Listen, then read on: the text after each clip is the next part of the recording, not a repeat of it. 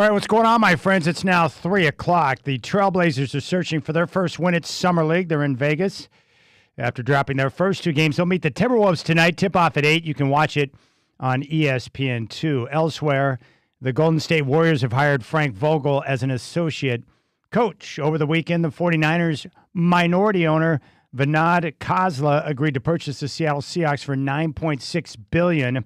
In their annual survey of coaches, execs, and scouts, Josh Allen, not Patrick Mahomes, now the top quarterback in the NFL, according to the ESPN survey. World Cup semifinal with France and Spain tomorrow. Pregame at 11:30. It will start at noon right here in your home of the World Cup, Rip City Radio 620. And Conor McGregor says he plans to have surgery and fight again after injuring his right knee in his fight this weekend with Max Holloway at UFC 329. The Godfather Dwight James will join me at 320.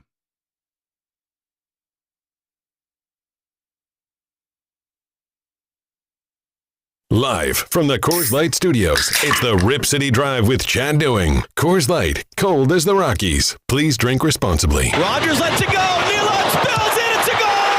It's Jude Bellingham. It's England back in front. Messi's going to try and score himself. Lautaro Martinez. 3-1 Argentina. Game, set and match. That'll be all she wrote. He swings, hits a drive, deep center field. Way back it goes. It is gone. Another one. The show starts right away on the first pitch. Swung on, crossed right field, hammered in the gap. Mesa back. He's at the track, makes a leap at the wall. It is gone. Sail away, Randy Rosarena. Back at the Trop, 3-run home run. Strap in. The Rip City Drive with Chad Doing starts now.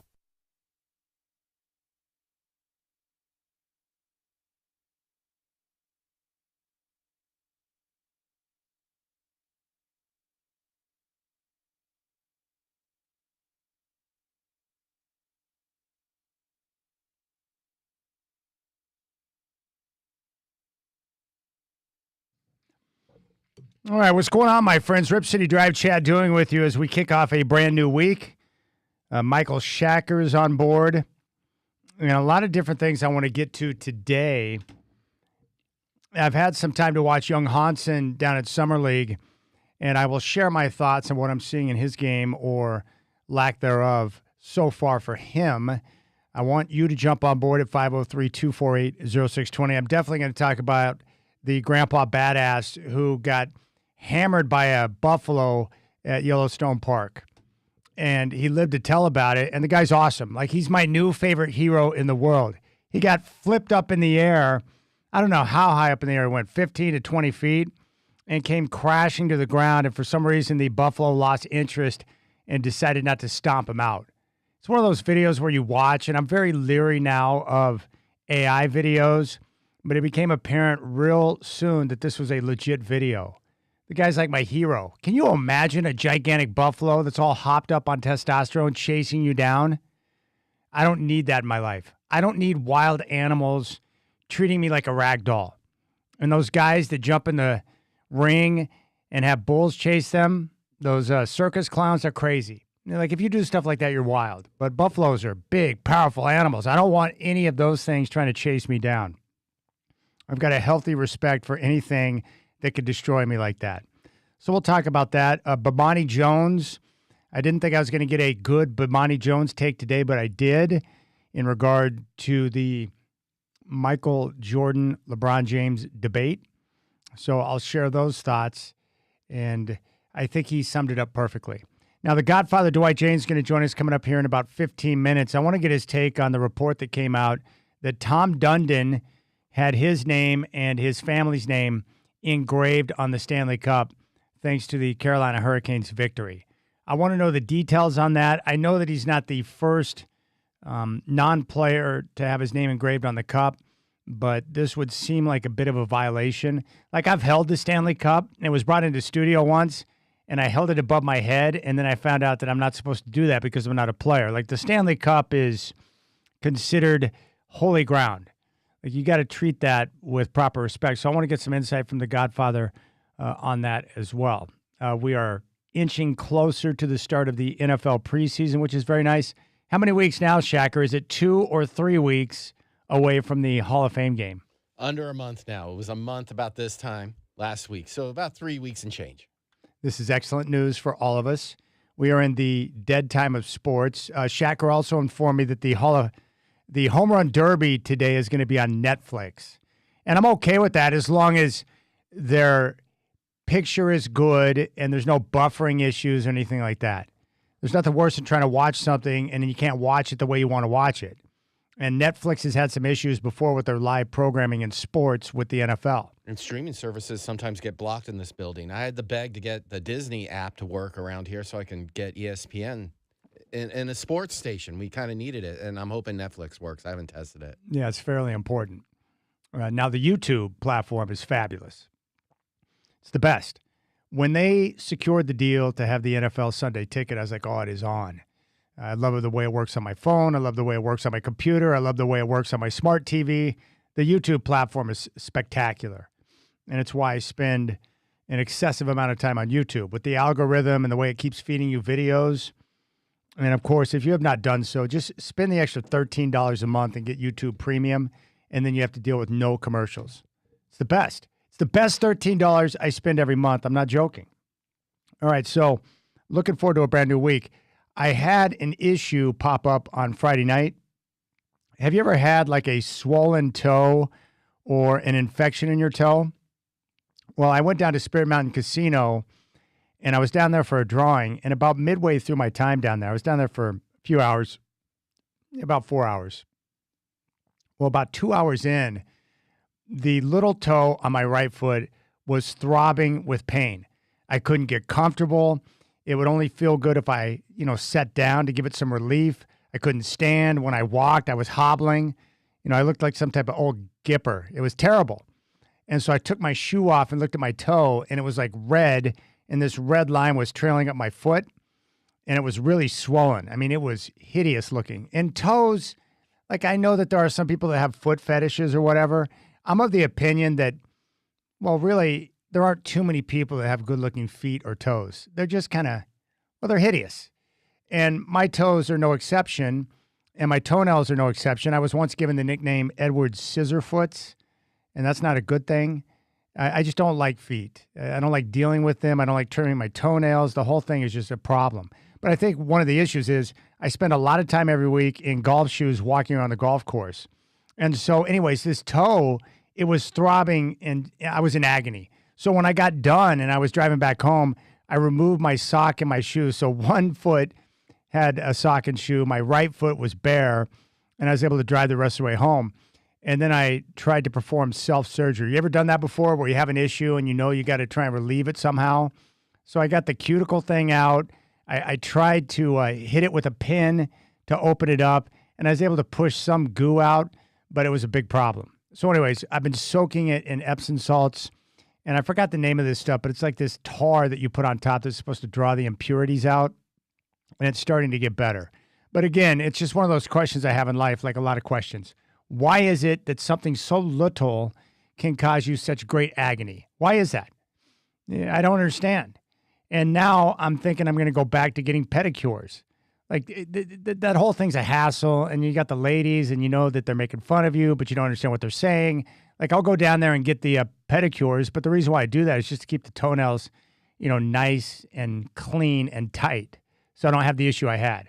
So anyways, fortunately, after soaking and then performing a little self-surgery, I woke up the next morning early, and I thought, I don't know if I can play golf. But I went out, and as I started to move around, it was okay. And then I hit the Epsom salts the last 2 days. So I didn't stay off it. I stayed on it, but it's getting better. It looked less red and a little bit smaller this morning. After I got done at the golf course, I soaked it some more in Epsom salts before I came into work. But the little toe, what a problem that is, right? Like, why is it? You never think about the little toe until it's throbbing in pain, and then you're like, wait a second, I got an issue here. It kind of reminds me of, you ever done that deal where you're barefoot in the house, and for some reason you decide to ram your toe right into the edge of the coffee table on one of the legs, and how it drops you to your knees in pain? It's the worst. Absolutely the worst. So anyways, I'm dealing with that, but the weather's been spectacular. It's been awesome. It's been Well, it's been great. And this morning on the golf course was great. A little breeze. Wasn't too hot. I was playing with my two old buddies, Dan and Glenn, and we had a great time. I was out at Forest Hills yesterday. The course really is in mint condition. I played with three gentlemen who all worked together at some construction company, but they were good dudes. Good dudes. We had a good round. And I would say that right now, the greens at Heron Lakes have never been better, and I've been going out there for years. The entire course right now at Forest Hills is in mint condition, fairways and greens. And the dual fairway on 16 is fabulous. So it's a great time to golf. So you need to get out and go check it out right now. You can get your tee times. Just go to golfforesthills.com. Very impressed with what the entire crew has done with that course and the way they've got some of the layouts. They've leveled out that green on hole number 1, which is terrific. The tee box and the new tee boxes they've got on hole number 2 and on the par 3 17 are great. The dual fairway on 16 is great. And then after a couple of years of reworking that green and extending it on the par 4 number 16, it really is in great condition. Now, I wish that they would have pre-mowed the backstop on hole number 16 before I played on Sunday. My ball got stuck up on the hill. That's not a desirable spot to be, I can say that much. So there you have it. That's what's going on in my life. Big toe. My little toe on my right foot is feeling better. I'm enjoying the weather, and I want to hear your voice. 503-248-0620. And I'll give you a quick take after watching young Hansen. Here would be my concern about Hansen now that I've had a chance to see him play throughout the course of last season at the G League level and in the NBA, and now in his second stint down in Vegas with the Summer League. Yeah, I just don't know if he's going to be able to work in the NBA. His foot speed and lack of quickness is a major concern now. And I just don't know at that size, at his size, if you can overcome that. And I don't know what can be done to improve the quickness and the foot speed. But the lack of lateral movement means defensively he's going to be stuck in drop coverage because he's not going to be able to defend in space. And offensively, he doesn't really move particularly well either. So I'm a little concerned with what I see with young Hansen. I don't have an issue with the pick itself. You scout somebody, you really like their skill set, and you take a reach or you roll the dice on someone. I don't have an issue with that. But right now, I just don't see someone that has the requisite speed that you would need to be able to contend with the bigs that they have in the NBA now. And at least that's what I'm seeing. I don't know if you see something different. He obviously has a good feel for the game and a good skill set.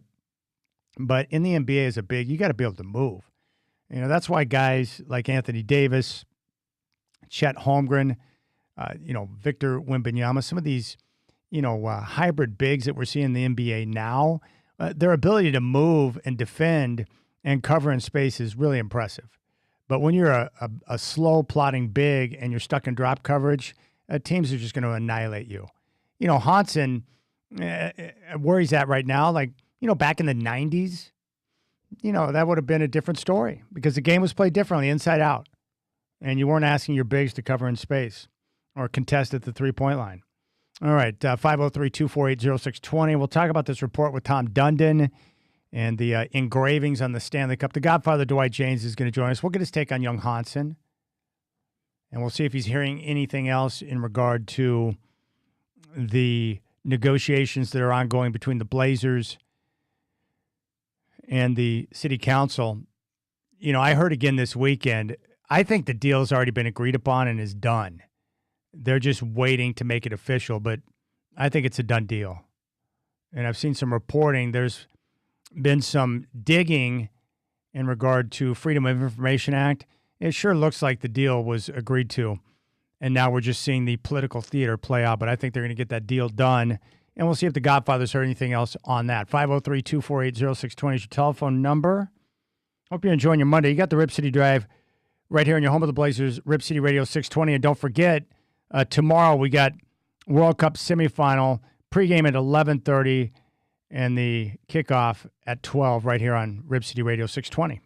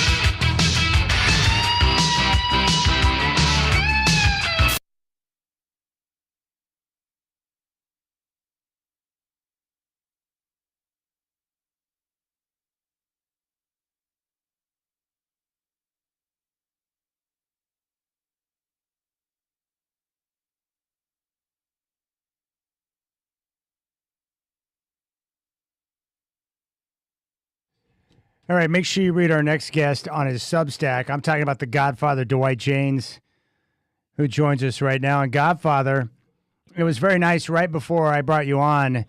Dr. Nancy called in to let me know that, hey, if you got a problem with your toe, you can reach out anytime. And I always forget that she's a great resource, but I don't want to bother her because I know that she gets plenty of questions for people looking for free medical advice at all times. Well, I will say, Chad, she probably gets a lot more from women than she does from men. That's probably true. Yeah, so there aren't a lot of men calling her, but she always welcomes a call from you anyway, and feel free, Well, I appreciate you saying that, Godfather. And the reason why I wanted to bring you on is you wrote about this, and of course, hockey is one of those sports that's very close to your heart. You and I have both had a chance to see the Stanley Cup up close and personal in studio, thanks to your buddy Tom McVie. And I guess my question would be this, Godfather. I saw the report that Tom Dundon is having his name and his family members' names engraved on the Stanley Cup. Is that a no-no? I know it's not the first time that's been done, but what's your takeaway on this? Well, it's alienated a lot of hockey fans, Chad, and it's basically there have been owners that, and first of all, the owner gets his name on there. He always does. He's usually the first person listed, and that's fine. He should get his name on the cup. He owns the whole team. But in this case, putting the names of your 5 children on, that doesn't fit with precedent that's been set. Other people have put their kids on, but they've been situations where their children were active participants in running the team, alternate governor, assistant general manager, whatever. A lot of these guys hire their kids for jobs. It's a way of sort of transitioning ownership, too, because at some point they're going to die and they're going to leave the team to their kids, and they want them ready to run that team. So we've seen that all the time. But putting your son's 7-year-old name on a Stanley Cup is just unprecedented. His wife and 5 children are on that cup. And Chad, how iconic the Stanley Cup is. It's the only championship trophy in any sport that I know of where all the teams' names get put on the trophy. So that's valuable real estate to the players. And there was one player left off who didn't automatically qualify by playing enough games. There was a longtime equipment manager, and those are the guys that usually get put on the cup. The guys have served your organization for decades, have worked hard for it. They deserve to be on the cup too, and they were a part of your team's success in most cases. So this got him into a lot of trouble, and I've written this. It's going to get him into more trouble in the long run than anything he's done so far with the Trailblazers. In terms of what a lot of NHL people think, this was an egregious mistake by Tom Dundon. All right, so for people who aren't big hockey fans, Godfather, explain the uniqueness of the cup and why it's considered holy ground. Well, it just has an amazing relationship with the players and personnel of the league, Chad. And the stories are legendary about somebody just winning a cup and walking in to a restaurant carrying the cup, and other NHL players who've never won one standing up and walking out of the restaurant because they don't think they deserve to be in the same restaurant as the cup, and they don't touch it. They try not to look at it. When it's shown on TV, they look away. That's just part of the culture with a cup. And hockey has this, and it was born in Canada, of course, where hockey was born. It has this mystique and aura around the cup itself that other trophies in any sport don't have. And I kind of think I understand that after all these years of covering hockey and being around hockey players. I think hockey players are probably the most respectful athletes in sports, respectful of the media, of young people playing their game, and of their fans. So whatever they respect, I respect too. We're talking to the Godfather, Dwight Jaynes. Make sure you read him on his Substack. We're talking about Tom Dundon and having his family members' names engraved on the Stanley Cup. Well, it's not like Tom Dundon doesn't know what's going on. I'm just surprised that someone didn't get to him ahead of time to say, hey, in case you aren't aware, here are some things to consider before you take that step. So do you think it's a case of ignorance or arrogance, or how does something like this happen without someone cluing him in that may not be the best move? Chad, I grappled with that a lot myself before writing, and I think one of two things happened. Probably somebody probably did tell him, and probably regretted it because he probably barked right back and said, "I'll do what I want." And the other thing is, people might have been so intimidated by him that they didn't even bother to say anything. They just said, "Hey, let them do it, and let's see what happens," And a lot of people probably knew what was going to happen, and maybe that's why they didn't stop him. I'm not sure. I don't know the relationship he has with his employees there, but it was a real mistake. And I'm beginning to think, Chad, he's the kind of guy that just doesn't really care what people think of him. He goes to that Metro Chamber meeting and just basically says right out, "I'm not paying for renovation. You're going to pay, and I'm not going to do it." And there are other ways he could have couched that without sounding so much like an egomaniac or a cheapskate. And he just doesn't seem to care. It's like, I own it. I don't care what they think. This is how we're doing it. And either that or he's just grossly unaware of his own image or people's perception of him. And again, then I guess he doesn't care. Wow, that's pretty interesting. What you mentioned the fallout, like long term, how do you think that might change the way people deal with him in the future in the NHL world? I think it will hurt him a lot. The other owners in all these sports have a great deal to do with what you're able as a franchise to do. And there's always going to be conflicts over the years with a trade you're trying to make or a sponsorship or anything, any kind of move a franchise is making. I think they would tend not to be as friendly toward him as they might have been before. And I think the whole idea he's trying to get by cheap in all sports, that doesn't alienate the other owners at all. They wouldn't mind seeing a few precedents made based on less spending. But this is one where it's just a lack of respect for the sport. At least that's the way a lot of hockey people see it. And I would think that around the league, his name's going to be mud for a while. It's interesting. Our good friend Travis Rogers, when he was working with Jim Rome back in the day, they brought the cup into studio, and he held it above his head, and he got heavily criticized for that because that's a no-no if you're not a player. Yeah, you don't hold it over your head. No. You don't kiss it. You don't hold it over your head. You're lucky to be in the same room with it. I will say I have touched it. I'm probably not supposed to, but I got that opportunity one time to touch it in Madison Square Garden after the Rangers won. And, I'll tell you, Chad, it's amazing, really, in today's world that a trophy, just a trophy in and of itself, would have that kind of history and that kind of aura and really that kind of tradition. Well, I remember Joe Lacob talked about it after they won that first championship with the Warriors, where he didn't have anything engraved on it, but he did mention that he took it to bed with him. And so I think there might have been some hanky-panky going on next to the Larry O'Brien trophy, and I'm thinking, if I'm Tom Dundon, I might do that just as a flex. I won't engrave my name, but I might take it to bed with me one night just to show off. That's not a bad idea.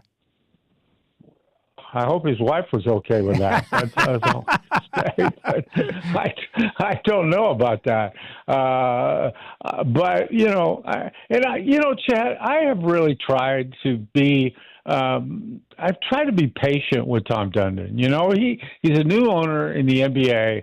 And I've tried to cut him some slack on, and a lot of these things people are upset about are really no big deal. Yeah. They really aren't, and they've been exploded by some writers and some people who I think were predisposed to not liking new ownership because they liked the old ownership better. And so for me, this is one. It's hard for me to cut slack because he's been an owner of the NHL long enough to be aware of Stanley Cup tradition, and I just don't understand his disregard for it.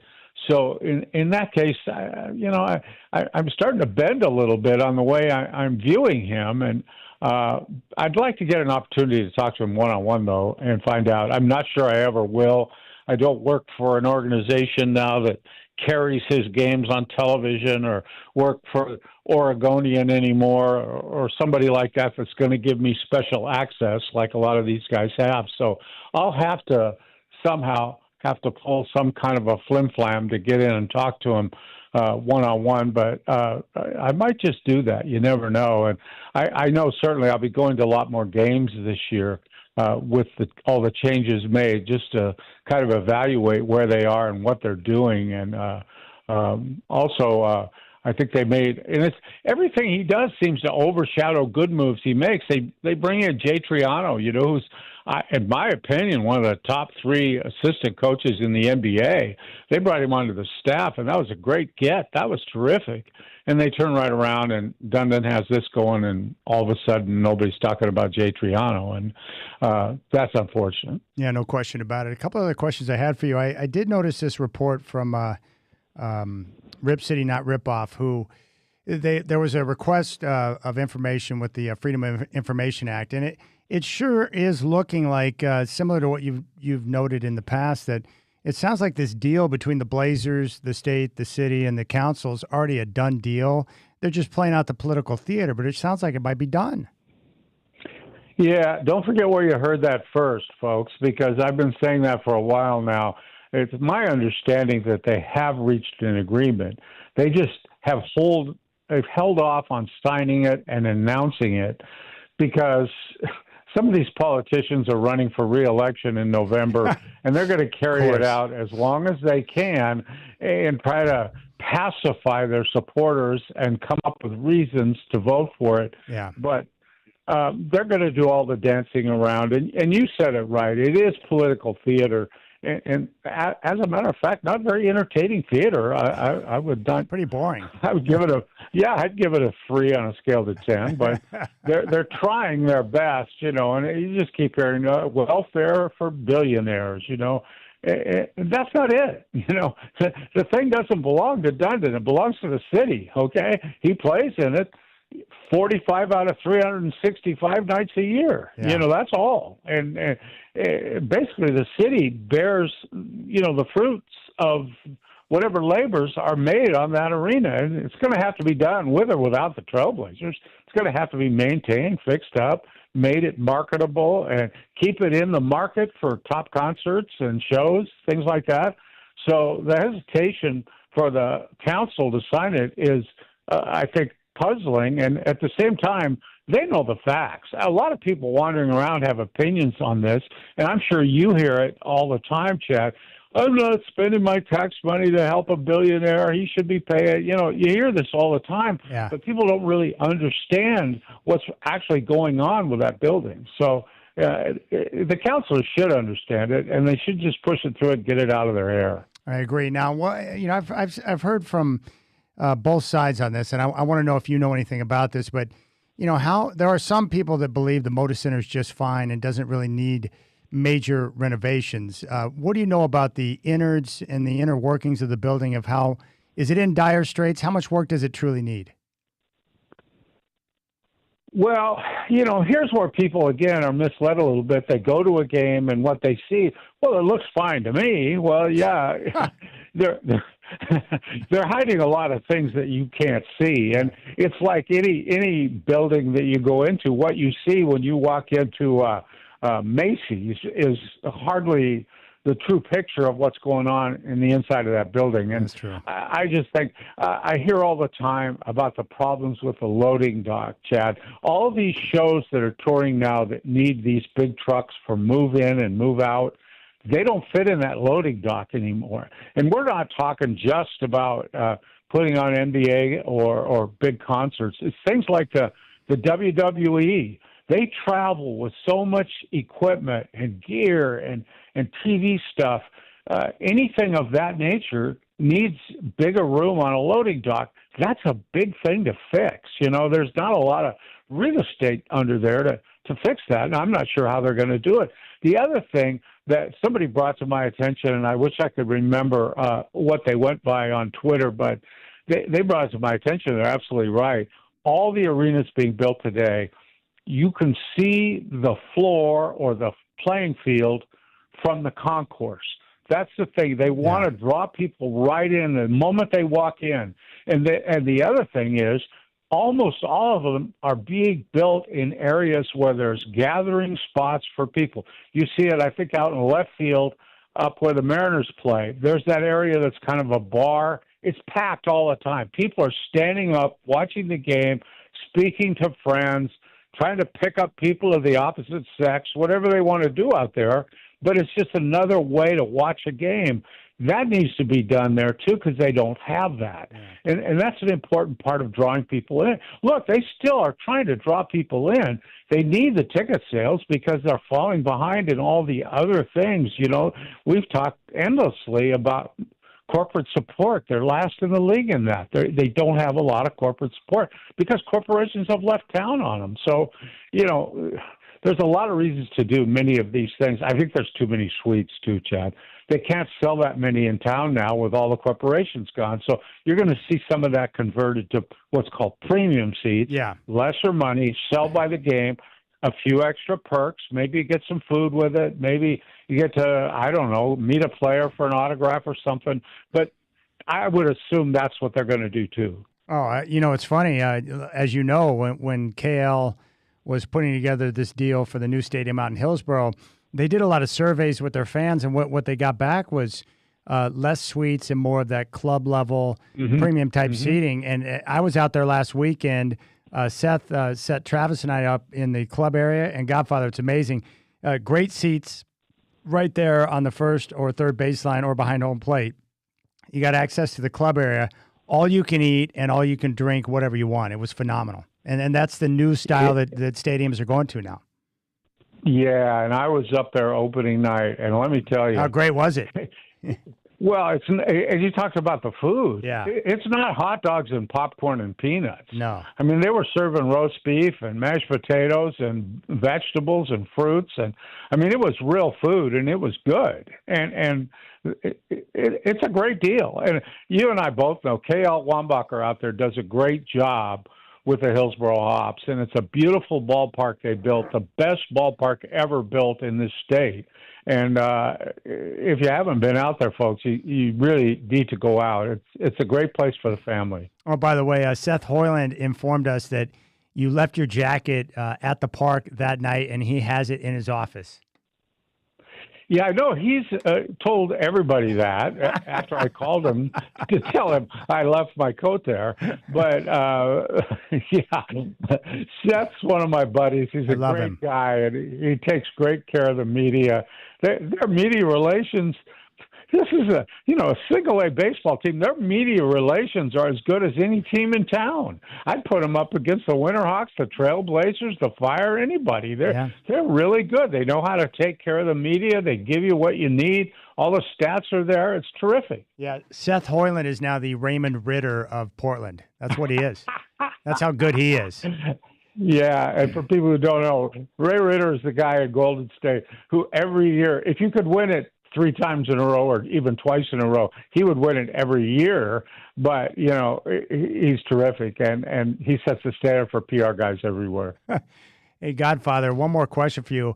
I want your take on young Hansen. I can tell you what I see. I'm so concerned about the lack of foot speed, like lateral movement, lack of speed. Like, I just don't see how he's going to fit in the NBA because you have to put him in drop coverage at all times. He can't cover in space. And then on offense, that lack of foot speed would appear to be an issue as well. I mean, that's what I'm seeing. It's just slow. What do you see? You know what I see. After all this time, you know what you're just looking for me to validate what you're saying, and I'm happy to do it, Chad.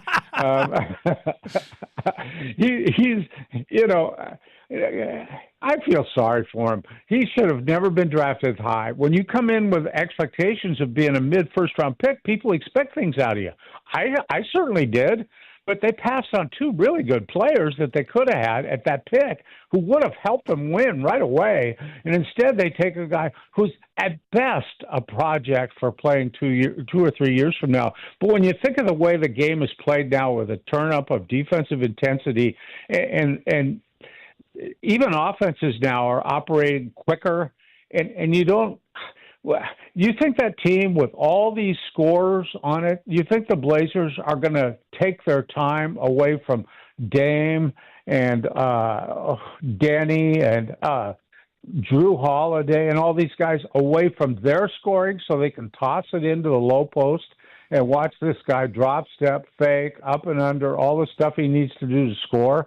They're just not going to do it. The game's just not played that way now. And they're going to play up-tempo. They're going to run, press, get up and down the floor. And that kind of game just isn't conducive. If we were talking 20 years ago where everybody walked the ball up the court and you could wait for him to come down and toss it into the low block and let him do his fancy behind-the-back passes once in a while, that would be fine. But not today. It's not going to fit. It was a terrible pick. They got fined for doing it. Guy got suspended for spying on him before they were supposed to. The whole thing from start to finish was a real mistake and a black mark on the front office. All right, I want to give this to you because I pulled it up knowing I was going to talk to you. I was curious. Uh-oh. So between Major League Baseball, the NBA, and the NFL, only 7 total arenas or stadiums were privately funded. The rest have included public dollars.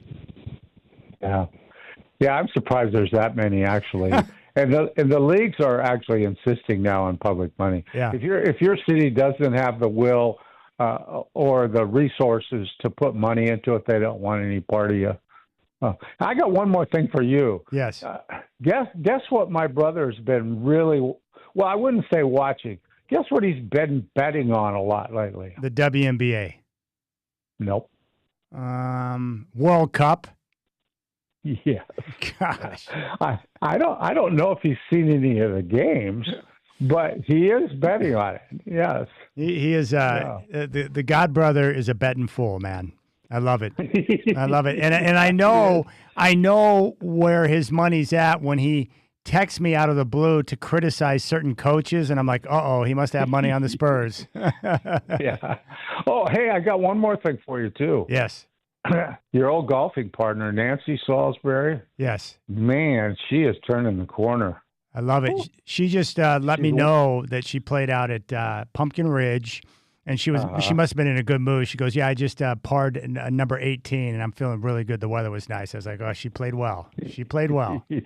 Yeah, I've heard the score, and it was very nice. And she shot 88 the other day. That isn't bad for her, and she's just continuing on the upswing.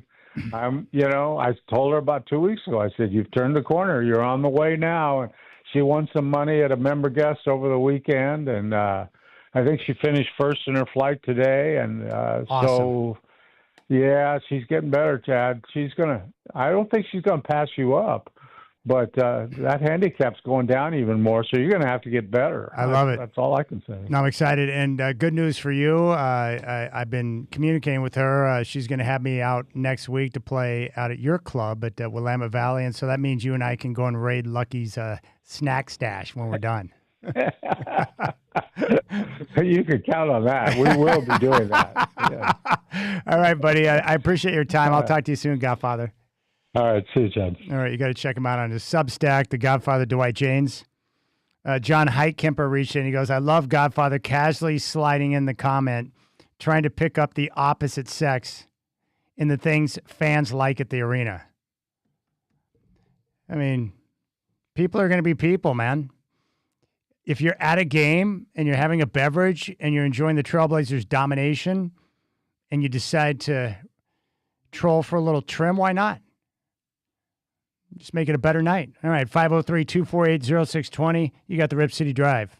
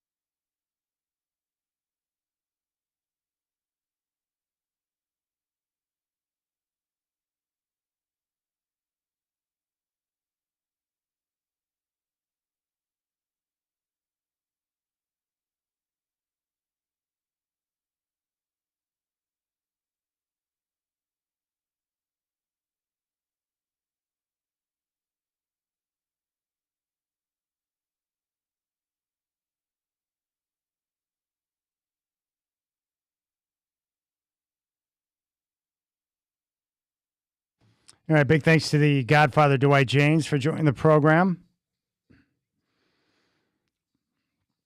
Have you read the Seth Wickersham piece on Sean Payton yet? He had unlimited access throughout the Broncos season and the playoff run that led to the AFC Championship game and that embittering loss to the stupid Patriots after Bo Nix cracked his ankle. I hate that. I'll never forget being at Moda Center the night they beat the Bills. And for about 45 minutes, I'm like, there is nothing anyone could do to ruin this evening for me after that incredible win over Buffalo. And then I found out Bo Nix broke his ankle. I was like, well, that was the one thing. And then, of course, Stidham up against the friggin' Patriots in the AFC title game. Lose by 3, 10-7. That felt pretty good. That was a pretty good situation. But I saw this tweet from Rachel Vigil, who had just had time to catch up and read the story. And I forgot about this part of the piece, but this is terrific. Rachel says, unbelievable access and insight, but this stood out to me just now. Quote, and it's not just because Peyton and Nix had a minor blow-up on the sideline last season against the Raiders days after the quarterback had asked the coach how long he'd keep calling plays, and Peyton said 8, 9 years.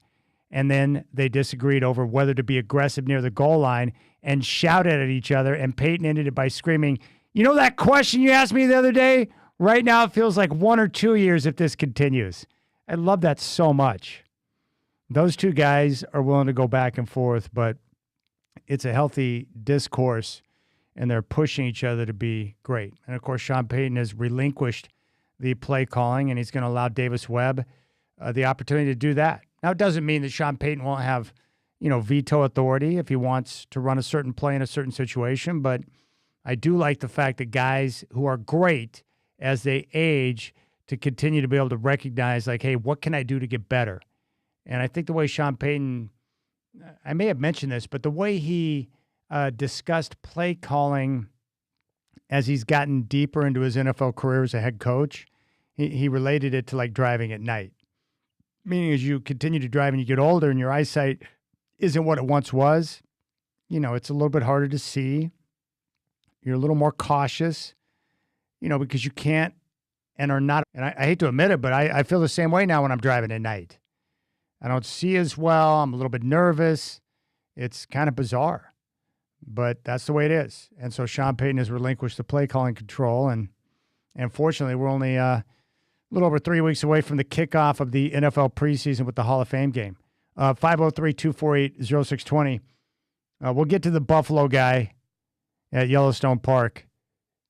I do not want a testosterone-fueled Buffalo trying to track me down, but he did that to this guy, Grandpa. He's like a new badass, one of my favorite guys on the planet right now. But I want to play. I was not expecting a good Bomani Jones take because those are few and far between, but he had a terrific take when it came to the GOAT debate with LeBron and MJ. And this sums it up, and I'll share that when we come back. I hope you're enjoying your Monday. You got the Rip City Drive Chad Doing here on your home of the Blazers, Rip City Radio 620.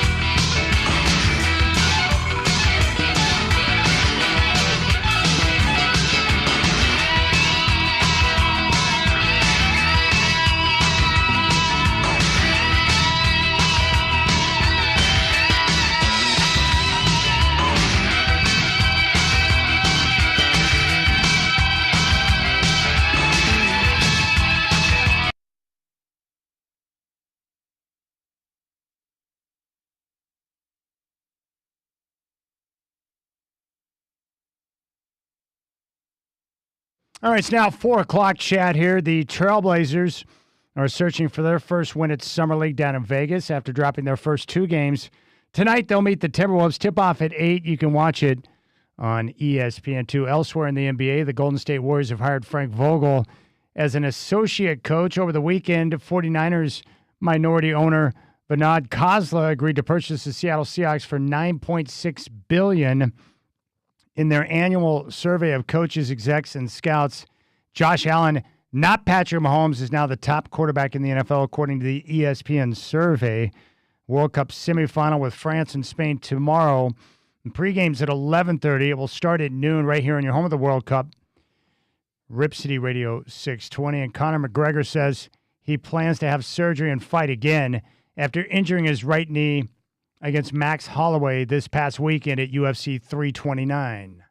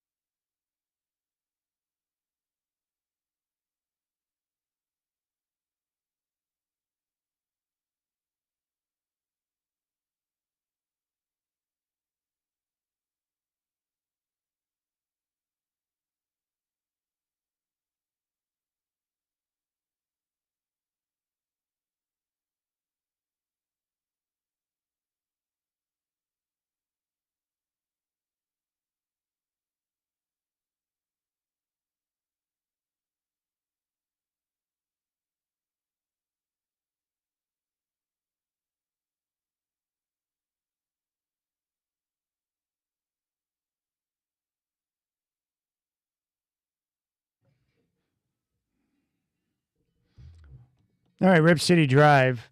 You can reach out and be a part of the program if you'd like at 503-248-0620. 503-248-0620. I looked it up. I was having a conversation with a friend of mine over the weekend. He is definitely opposed to any type of public dollars going to a billionaire sports owner. He thinks it's absurd, and he thinks it's an incredible coup that these owners have been on in all sports for quite some time. And so I was just curious, so I looked it up. I knew a couple of them, but I didn't know the total numbers. So I looked up between the NBA, Major League Baseball, and the NFL. I was just curious the number of publicly funded stadiums and arenas total. And I didn't know the number, so I looked it up, and there are 7 total. Only 7. And Moda Center does not count, or what was originally the Rose Garden, because even the city of Portland contributed about $34.2 million to that project that was later paid back by the Trailblazers through various revenues. But, yeah, and Paul Allen paid for the majority of that. But here are the ones. So in baseball, there are 2. Chavez Ravine, and I know this and learned it through the Dodger Stadium tour, which I highly recommend if you're going down to a Dodger game in Los Angeles. The stadium tour is nice, and it goes back to the signs I've been telling you about, the orange 76 signs that are in the outfield that you see at every Dodger game when it's on TV or when you go to the stadium. The 76 Oil Company was a big part of the original financing for Chavez Ravine when they originally built the stadium. So Dodger Stadium is one, and the other one is Oracle, which is where the San Francisco Giants play. That was privately funded. So you have 2 stadiums in Major League Baseball. In the NFL, there are 3. SoFi in L.A., MetLife in New Jersey, where the Jets and Giants both play, and then Gillette Stadium in New England.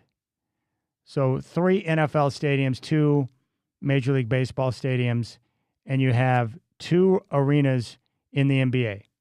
2. You have Chase Center down in San Francisco, which has only been open for a few years, and then the massive and impressive Intuit Dome in Inglewood, California, where the Clippers play. You know, it's amazing to me that the Clippers, thanks to Steve Ballmer's cash, they're one of the crappiest franchises in the history of my life, and yet they play in the Taj Mahal because that arena, from everyone I've talked to, is spectacular. I can't wait to go there and check out a basketball game. But there you have it. So 7 stadiums or arenas that were privately funded out of the 90-plus teams between the NBA, the NFL, and Major League Baseball. So there you have it. But going back to that Rip City, not Rip Off report, basically the deal is done by all accounts. The deal is done. It sure sounds like it. And they're just going through the process of political theater right now. And the way I read that is very simple, that the council, and especially with the expanded council, they have a lot of constituents in the area who aren't really down with the idea of providing tax dollars for Tom Dundon, even though the city owns the building. So they've got to play the game of taking their time, listening to their constituents, pretending to care, even though it looks like the deal was agreed to quite some time ago. So, like usual, politicians doing what they do, playing the game. And they play it really well, don't they? That's what I love about politics. It doesn't matter the side. They're all playing the same game. So the deal's been agreed to. I think it's just a matter of time until it gets signed, and then we can stop worrying about this idea of the Trailblazers leaving town. And I've been pretty consistent from start to finish. It's never been a worry of mine. I'm not worried about the team leaving. I don't think it's going to happen. I've never thought it's going to happen. But, you know, politicians got to do what they do, which is play the game and placate to their constituents. And, I mean, really, what choice do they have? Like, even if you don't think it's a good idea to give tax dollars to a billionaire, what are you going to do? Let the Blazers leave town? You're going to take a stand and be like, no, screw you. We're not giving you public dollars. We're not going to assist. And then the team packs up and rolls out of town. Where does that leave you? The loss of the Blazers would be catastrophic. Now, for me, I love sports, and I'm a big believer in what sports can bring to a community. So I'm okay with paying tax dollars or utilizing, you know, public resources to be able to make sure that you can have, you know, viable sports in your community. It's important to me. And the way I look at it is very simple. I don't trust politicians with money because they're all a gang of thieves. So at least I know that the tax dollars being used for the renovations on the Moda Center are going to be utilized for something we can see, that we'll be able to go to, that we'll be able to enjoy, whether it's a concert, an event, a game, or whatever. That's a lot better than some of those tax dollars being funneled into whatever programs they've got planned up. You know, that's just kind of the way I look at it. But as you get older, I become a little more jaded into the process. So I think this is a good thing.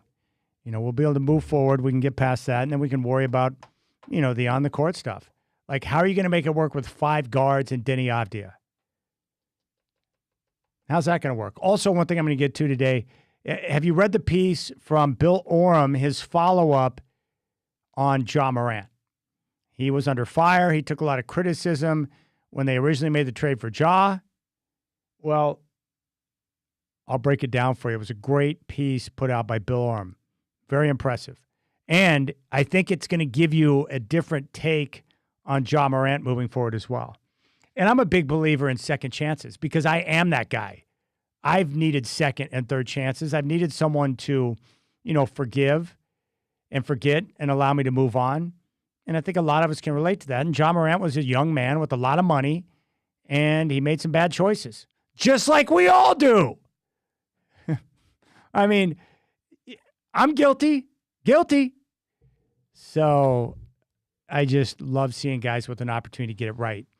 And from everyone I've talked to, and people I know close to the situation there in Memphis, you know, it sounds like Ja really has, you know, taken inventory of what's going on around him in his circle and is making better choices now. Your telephone number is 503-248-0620. Let's grab a phone call. Let's go out to Paul in West Lynn. Paul, I appreciate the call, my friend. What is on your mind? Fire away. Chad, I appreciate that. I want to preface this by getting a little awkward.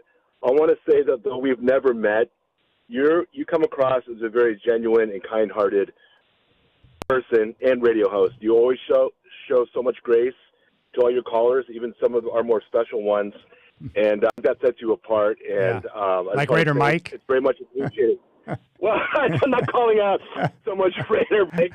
You've had some others in the past that might be a little more special. Raider Mike might be out there.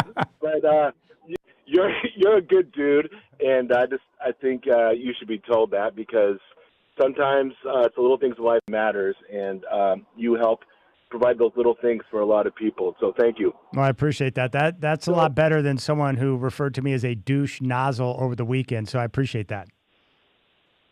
That's not true at all.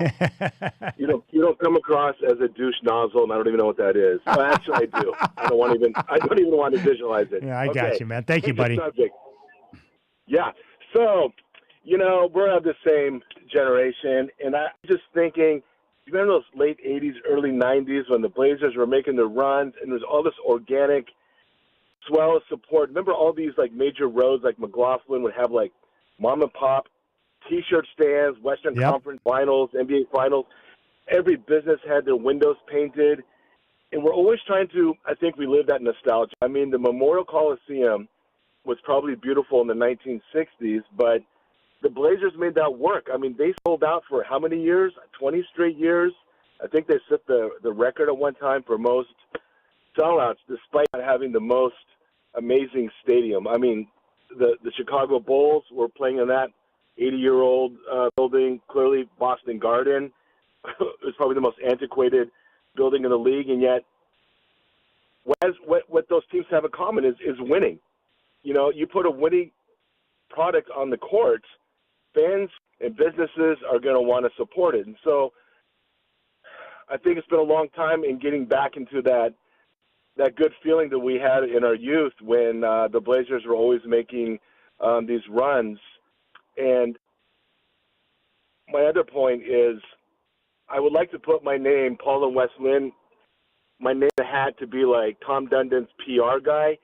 He just can't escape negative publicity. Again, with the Stanley Cup trophy and the engravings, the etching of his family first. It's unfortunate that every story that comes out, it's very negative against him. And I don't think it's unfair. I think he's done some things, and his actions have proven that he's cheap. And nobody likes a very wealthy person that is cheap, has some class. And he doesn't seem to have a lot of class. I've never met the man, and I probably shouldn't be saying that about him, but from what I'm seeing, comes across as very cheap, plus wanting to get money from taxpayers when schools are struggling and there's potholes on every major arterial, drug abuse, all these social ills, and yet here he is saying, I'm poor. I have a few billion, but please help me out. The optics of it are bad. I wish he would have waited a couple years, have the Blazers make some runs far in the playoffs, and be like, all right, guys, look what I've done for you. Now can we talk some renovations to the Moda Center or a new arena? I feel like he just came in too hot and heavy, and it's left a very bad taste in my mouth. And that's kind of all I got. But anyhow, I just want to say that thanks for being you. You come across as a very genuine and nice guy, and I will continue calling in and being cynical and continue to listen to you. No, I appreciate it, buddy. Thank you for the kind words. That does mean a lot to me, and I appreciate you listening, Paul. You've always been a big supporter. I think part of it, too, with Tom Dundon, I feel for him from the standpoint that, it's all about the timing of everything. So he's taken over a franchise that's been owned by Paul Allen, for the most part, that I think is beloved here in the area. For 30 years, it was owned by the Allen family. Well, Tom Dundon comes in, and right away, he's got very little time, a short runway. He's got to find a head coach because of the situation with Chauncey Billups and your acting head coach, Tiago Splitter. And then he's also right in the middle of negotiations with the state, city, and county for dollars to get the renovations done to Moda Center.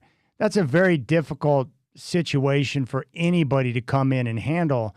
And the reason why I don't take any of it personal, when it comes to negotiations, what people got to remember is that, especially with two entities like the state, the city, the county, so you've got the Oregon side and you've got the team side. Negotiations get contentious, and people are going to say things from both sides because they're trying to angle to gain leverage. And the rhetoric sometimes will get a little bit nasty. That's part of the process. And I knew that from my research on the whole situation there in Raleigh with the Hurricanes when he took over, that things got contentious, but in the end, they got the deal done. So, Dundon's trying to get done what he needs to get done. The state, city, and county's trying to get done what they need to get done. But in the end, it's all going to work out.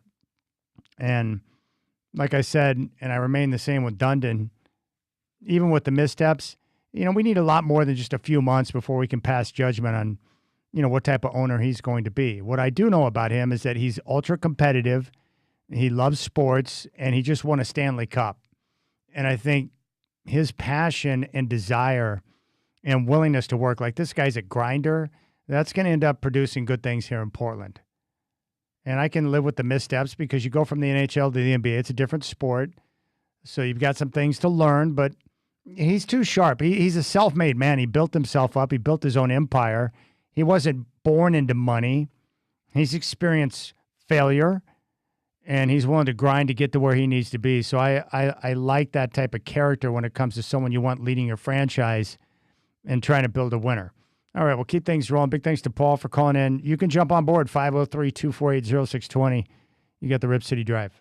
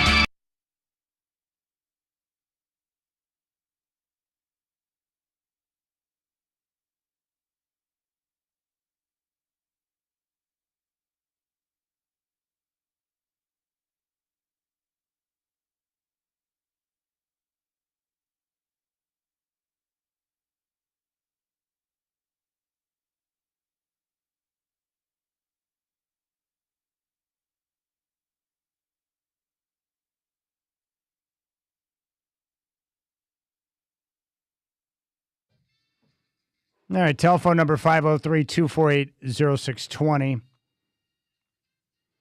Props to Shaq for playing a little Herb Albert. He was in town last year doing a concert, but because of the Trailblazers, it ruined my opportunity to get to the show at the Schnitz. He is one of my all-time favorites and was a music mogul with A&M Records. He discovered a lot of great talent that went on to sell many, many records, including the Carpenters. He's a genius.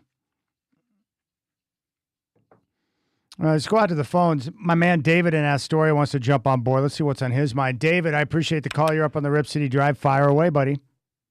Hey, Chad, couple things. First and most important, Herb Alpert is a genius. I was a trumpet player from fifth grade on, and he was one of my heroes and inspirations. Second, on the issue of stadium funding, I look at it through two lenses. First, as a fan, of course, I would absolutely hate to lose the Trailblazers. I've been a fan since you were too young to know which end of your putter to chew on.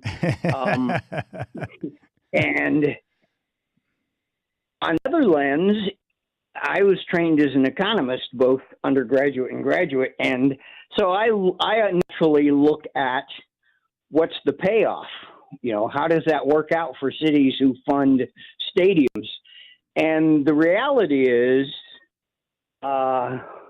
despite what all the boosters say, it doesn't pay off that well. What the typical is that it breaks even, or it's a small return on investment. And going back to being a fan, that's okay. There are also some intangibles that nobody can build into a model about the spirit of the city and the way that sports teams bring us together that make that calculus work for me. So I'm in favor of funding sports venues. I'm surprised that more cities haven't done it for themselves. But, you know, that's a whole nother discussion. Third, Tom Dundon worries me. I'm with you in the notion that we should give him time to figure out what he's up to and get himself situated and take the longer view about, you know, judging him.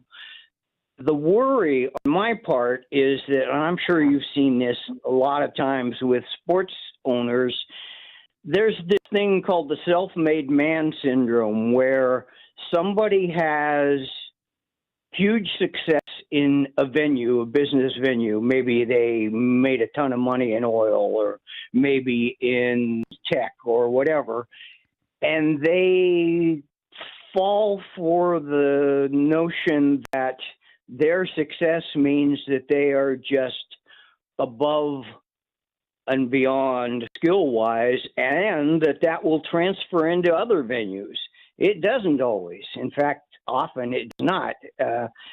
And so I hope he's not going to fall into that. I hope he hasn't fallen into that. The thing that reassures me some is that he has had such good luck with hockey franchise. So that tells me that maybe he won't, but certainly we've all seen signs of him fumbling a bit and making some sort of odd decisions.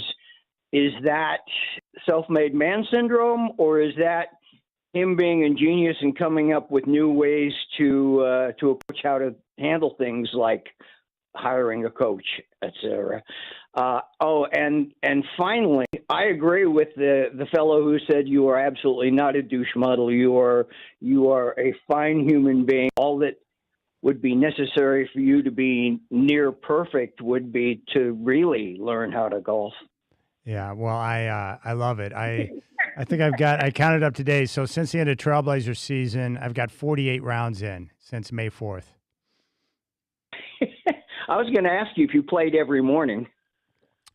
Pretty much. I take a couple of days off a week, so I'm getting like pretty much 5 days a week right now. I just can't get enough of it. And I play super early, so I'm able to get a round in a very short period of time, which is very nice. and I love the weather right now. So what's your strength? Are you a mondo driver? Are you good at the short game, or are you a putter extraordinaire? I'm not a putter extraordinaire. Putting is one of my weaknesses, although today I only had 30 putts, which was nice. My average drive right now is 248, so, and that number will continue to go up as we get deeper into summer because you get more, the fairways are drier and stuff like that. Right. I'm getting really good from like 80 yards and in. So like today, I drove the ball pretty well, but I was really accurate with my iron shots, which allowed me to, get into a position where I was either one putting or two putting, and no three putts today, which was great. But that's it varies day to day too. Like some days I feel great with the putter. Some days I feel like I have no idea what's going on. And what I'm always looking for is to try to get that period of time for 2 weeks where you got everything going and you can play some really good golf. But usually what I find on most days is that I try to lean into my strengths because there's always seems to be something that you're not quite confident in. So that's just the game, man. It's crazy like that. It really does vary. I told you my story about playing golf with my surfing buddy who was a serious golfer and doing well because I didn't care. I was all casual and relaxed. The flip side of that story is my father-in-law, who wasn't too impressed with his daughter marrying me. So I was always trying to impress him. Yeah. He's a serious golfer. Grew a company in Pennsylvania, 250 employees, wow. And his job was sales. So he was on the golf course a lot, and he took it very, very seriously.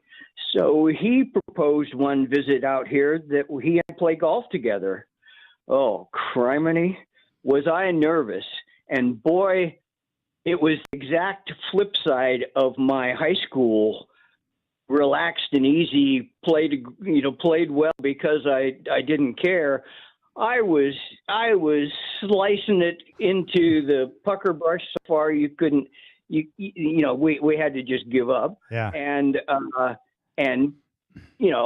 three putt. I'd have given my left big toe for a three putt that day.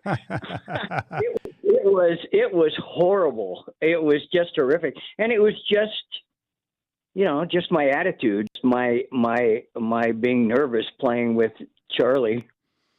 Yeah, nerves. I notice. I have to really, a lot of it is in between the ears. If you're calm, if I get ticked off, like what I was happy about today is I took a double bogey on hole one and played really well after that and finished strong. So it's important because if I get ticked off, it can derail. So I've got to stay focused and in the moment, and I'm learning to get better. Just you're going to hit bad shots. It happens. So you try to minimize the damage and move on.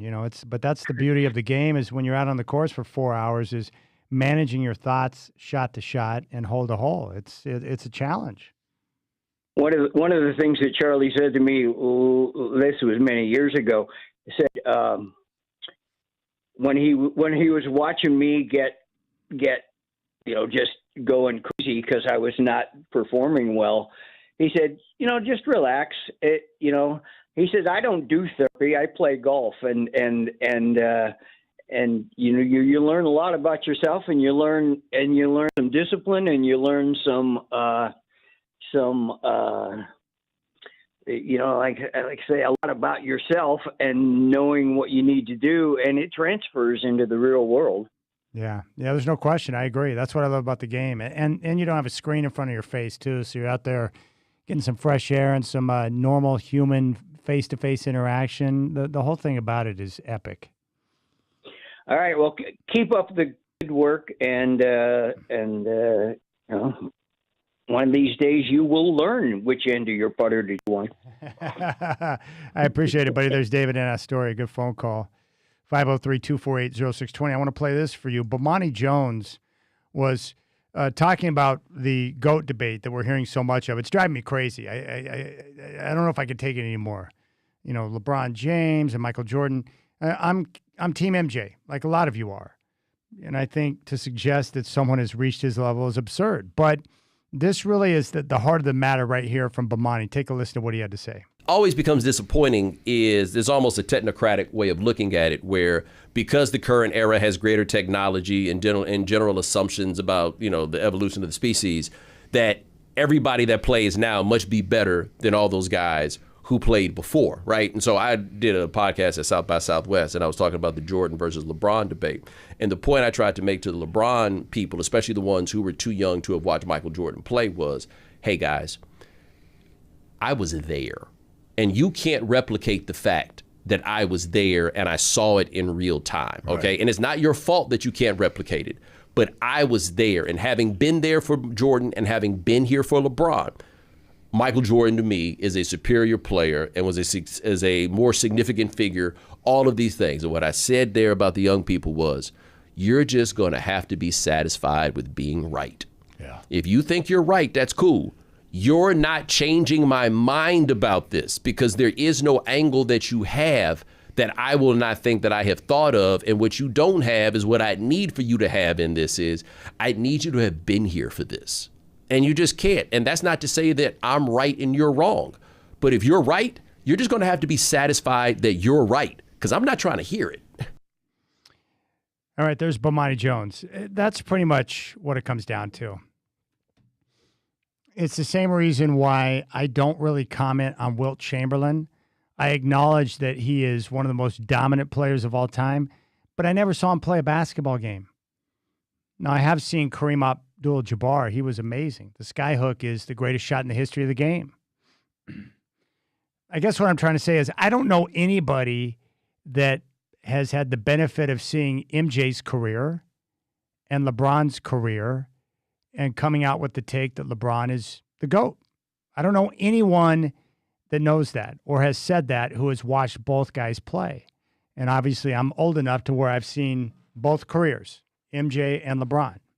And to me, it's not even a contest. Like, it's not even a debate. Like, LeBron doesn't come anywhere near MJ's level. As I mentioned before, when it comes to the greatest of the greats, the athletes that I've seen in my lifetime, MJ is the most consistently great superstar athlete I have ever seen. You could pencil him in. He was automatic in the big moments. I've never seen anything like it. I mean, just consistently great night in and night out. So for me, yeah, LeBron's nowhere near MJ. But I have noticed that the people I know who think LeBron is the GOAT, they did not have the benefit of seeing MJ's career. They didn't grow up with it. They didn't watch him. They weren't in the moment watching him in those big high leverage situations in the NBA Finals, the playoffs, none of it. It's the same thing with Larry Bird. Larry Bird is one of the all-time greats. Like, phenomenal. Like, I love Larry Legend. But for those who did not watch him play or see him throughout his career, they think the idea of Bird being one of the all-time greats is nonsense. So there you have it. That's what it comes down to. Another player, for example, would be Jim Brown. I acknowledge he was great, but I didn't have the benefit of seeing him play, and I wish I could have been there to watch him in his element, being one of the dominant players, or watch O.J. Simpson in his early days in Buffalo with his dominance on the football field. Telephone number 503-248-0620. So really, the debate for the GOAT, it's mind-numbingly bad now. Because I'm not going to be able to change the minds of the ones who never saw MJ play, and vice versa. It's a pointless debate. It's almost like trying to discuss politics in the country today with people that are on opposite ends of the spectrum. You're not going to change someone's mind. So there you go.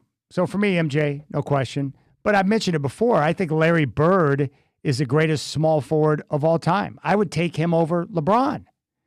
But mentioning that to someone that did not grow up with MJ or having a chance to see Bird play, they think I'm crazy. They legitimately think you're insane. But if you talk to people that were in the game and played against and competed against Larry, like Reggie Miller, you ask them, who would you take, peak Bird or peak LeBron? They would say Bird. So that's really what it comes down to. And it's frustrating, I think, for people like me, just like I know it is for the people who are older than me that had a chance to watch Wilt Chamberlain play and some of the other greats. I never saw it. And of course, we never want to let go of the guys that we grew up with because of how important they were in shaping our sports minds. When I started watching the NBA, I was introduced to the NBA Finals with Bird and Magic. That's the other thing, too. If you try to tell me that somebody else is a better point guard all time than Magic, then I'm going to think you're insane. You're a dum-dum. Let's go out to the phones. Let's go to Southeast. Todd wants to jump on and talk about the GOAT debate. Todd, welcome to the Rip City Drive. Fire away, buddy. Hey, can you hear me all right? Yes, loud and clear. Dude, I love what you're doing. You're kind of in the same school that I am. We're about the same age. I've been involved with basketball since I was like 5 as a coach, mostly. But Jordan, unless you saw Jordan and you saw Bird and then you see LeBron and some of these other guys, you really don't know. I get whatever Bomani, whatever his name was, says. If you weren't there, you really can't convince somebody. But if you were, there's no question, right? Yeah, there's no question. Yeah, I mean, Bird, I saw him kill the Blazers. And one other thing is Bill Walton is not discussed as one of the best centers because he got hurt. Yes. But that year when they won the championship, I was about, maybe 10? I just remember I don't see centers peeling boards off the top of the window and throwing outlets before they land, or setting picks or setting people up like he did. What do you think about that? Well, I'll tell you what I think about that. I appreciate the phone call. Bill Walton, it's pretty simple. That would be his strong case for being the greatest player in franchise history. Even though he didn't have the longevity because of the injury, he won the team's only championship, Finals MVP, and he was a league MVP. So at the time that he won the title, he was the best player in the NBA. And at no other time has any other Blazer been the best player in the NBA at any particular time. Not Clyde, not Dame. That's all. Like even Clyde at his height, he was still well below MJ. But Bill Walton was a dominant force. Whew. And, of course, we all know this. Had he not gotten hurt, they would have gone back-to-back. And then the Blazers fans would have not one but 2 championships to celebrate. And I'm not greedy. I just want one before I die. Like one. Is that too much to ask for? I was 2 years old when the Blazers won their championship, so I'm tired of living vicariously through all the guys who are telling me all the stories about the parade and everything else. Okay? I just want my own. I want to be down on Broadway celebrating with all of you guys, and then we can have that to talk about for the rest of our lives. 503-248-0620 is your telephone number. Now, is this Axel F? No. this Herbie is Hancock. Herbie Hancock. It's time for you to break dance. I think this is the song that we broke dance to on our 4th grade talent show. Yeah. I sucked. That was one thing I should never have done. I want you to show the with parachute pants on and everything. Yeah, show the YouTube viewers your moves. I got none. I tried, though. I still remember the guy's name, the kid that I did it with, Matt. He was much better than me. We did not win the talent show. All right, we'll keep things rolling. Rip City Drive, 503-248-0620 is your telephone number.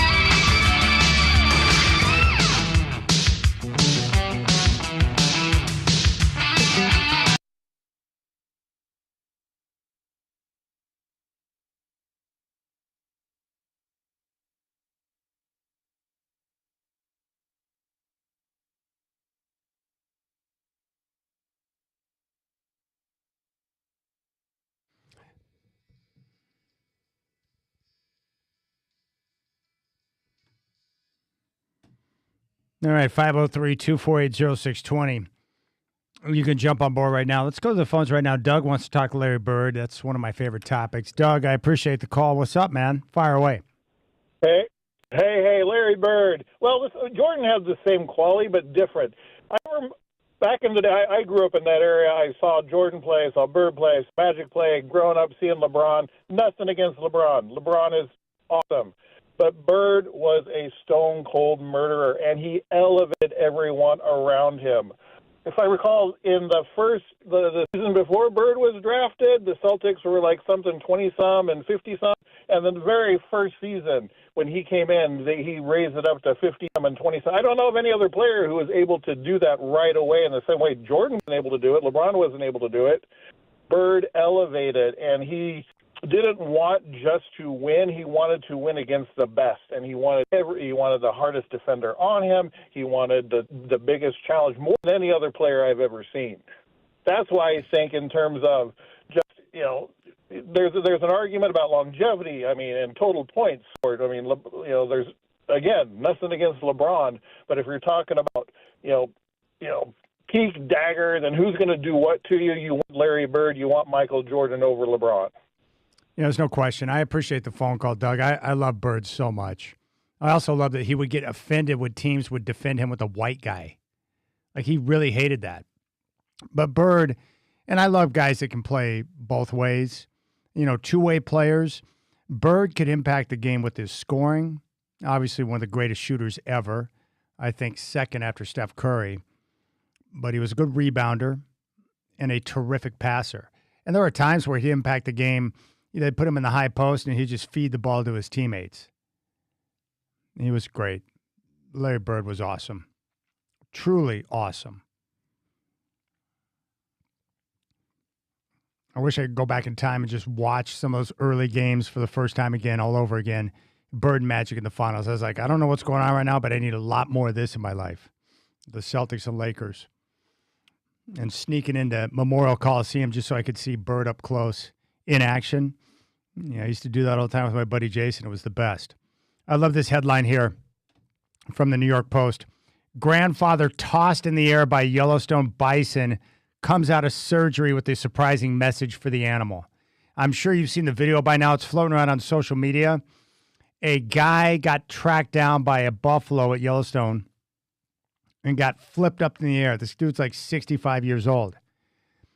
According to the piece here, the grandfather who went wildly viral after he was filmed being tossed in the air by a bison at Yellowstone National Park reassured everyone that he is okay despite undergoing surgery for a broken thigh bone.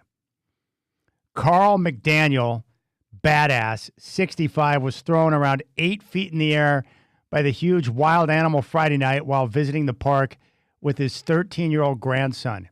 He broke his femur, the strongest bone in his body, in 4 places near his hip, but was already able to stand Monday after having surgery the day before. Quote, "Thank you, everyone. I am okay."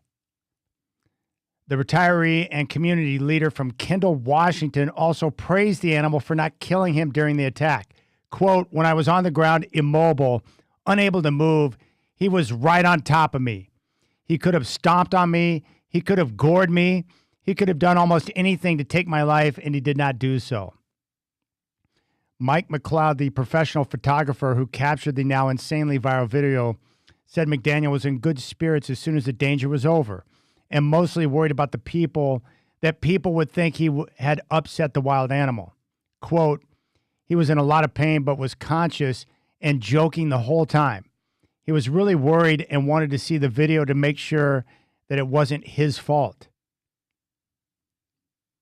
It's not his fault. You can tell from the very beginning. That was a really, really angry bison. The report goes on to say before the terrifying attack, the bison likely hopped up on testosterone at the start of the mating season, had already menaced several groups of visitors. They included a group of teenage boys who quickly scattered when the bison charged. After scaring off the teens, the bison took a moment to rest in the dirt near a picnic table just off the campground road that was still covered in dinner leftovers. It was at that moment that McDaniel and his grandson stopped their pickup truck to take pictures of the bison, unaware he was in an irritated state. Quote, the bison stopped rolling in the dust and kind of set up. He was looking in that direction of those two. And as soon as they stopped taking pictures, the bison stands up and the grandfather's like, let's get out of here. I don't like this. Huh. Another pickup drove by at that moment, which appeared to briefly capture the attention of the bison. However, once the vehicle was out of the sight, the massive creature turned his attention to McDaniel and his grandson, chasing them around a copse of pine trees. The grandson was able to escape using some fancy footwork, but McDaniel was like a sitting duck as the bison charged at him, hooking him with his left horn near his hip before flipping him up in the air. That is incredible.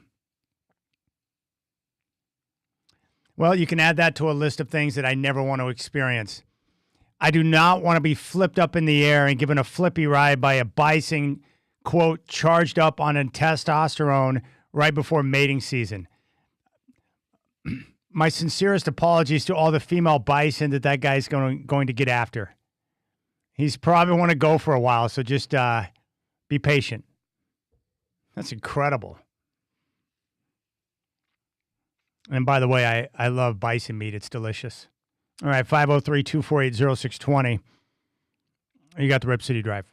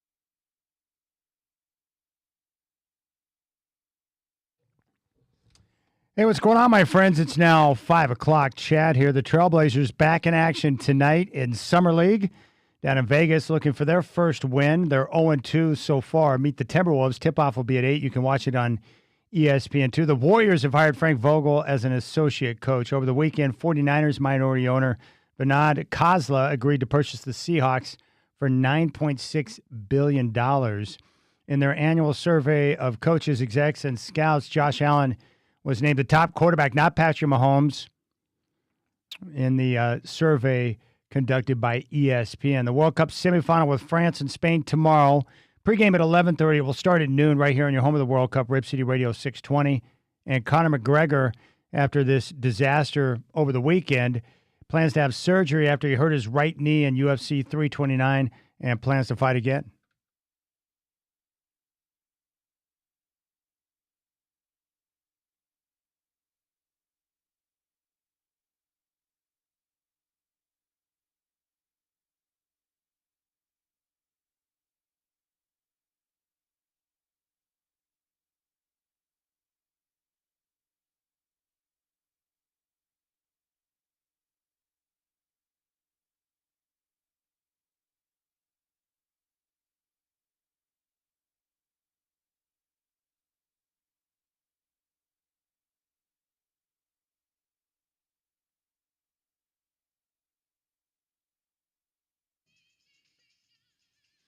All right, I hope you're enjoying your Monday. Chad Doing, Michael Shacker with you.